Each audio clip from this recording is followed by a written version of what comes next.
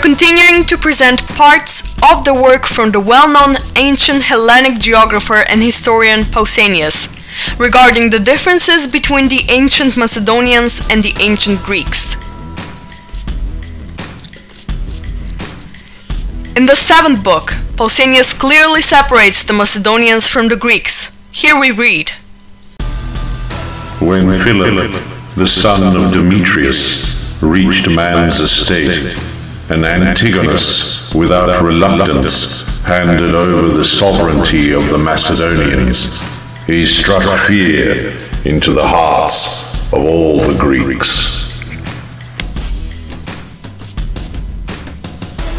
Pausanias writes about the Roman occupation of Macedonia, in which the Romans, led by their general Flamininus, helped the Greeks of the Achaean League. In the 7th book, Pausanias writes: On his arrival, Flaminius sacked Eretria, defeating the Macedonians who were defending it. He then marched against Corinth, which was held by Philip with a garrison, and sat down to besiege it, while at the same time he sent to the Achaeans and bade them come to Corinth with an army, if they desired to be called allies of Rome, and at the same time to show their goodwill to Greece.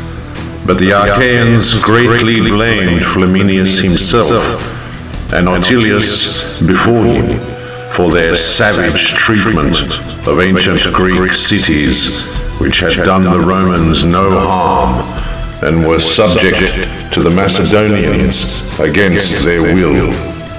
They foresaw too that the Romans were coming to impose their domination both on Achaeans and on the rest of Greece, merely in fact to take the place of Philip and the Macedonians.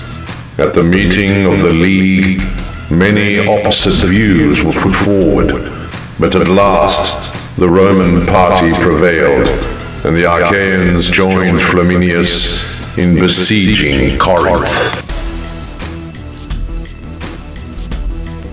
So, even though it was clear to the Achaeans that the Macedonian slavery would be replaced by the Roman slavery, they still engaged in the war against the Macedonians, which was led by the Romans. This speaks enough for the hatred the Greeks had towards Macedonia. Further on, Pausanias writes about the defeat of the Macedonian king Philip V by the Romans, and the consequences after that. Philip was so severely defeated in the encounter that he lost the greater part of his army, and agreed with the Romans to evacuate all the cities in Greece that he had captured and forced to submit. Then Pausanias writes: The history of Macedonia, the power she won under Philip, the son of Amyntas, and her fall under the later Philip, were foretold by the inspired Sibyl. This was her oracle. Ye Macedonians, boasting of your Argive kings, to you the reign of a Philip will be both good and evil. The first will make you kings over cities and peoples. The younger will lose all the honor, defeated by men from west and east. Pausanias doesn't give information on where he got the text for this quote and when it was first written. We will mention the grave of the mythical singer Orpheus, for which Pausanias wrote that it can be found in Macedonia. In the 9th book, we read: The Macedonians who dwell in the district below Mount Perea and the city of Deum say that it was here that Orpheus met his end at the hands of the women. Going from Deum along the road to the mountain and advancing 20 stades, you come to a pillar on the right, surmounted by a stone urn, which, according to the natives, contains the bones of Orpheus. Moving on, Pausanias writes about the unusual and mysterious events that the people told him about the grave of Orpheus.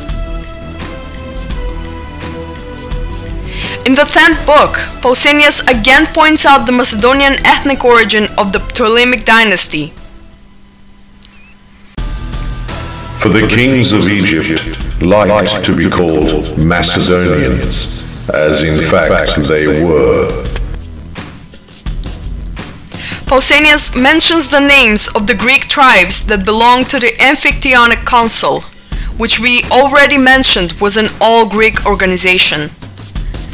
They were Ionians, Dolphians, Thessalians, Aeneans, Magnesians, Melans, Dorians, Phocians, and Locrians.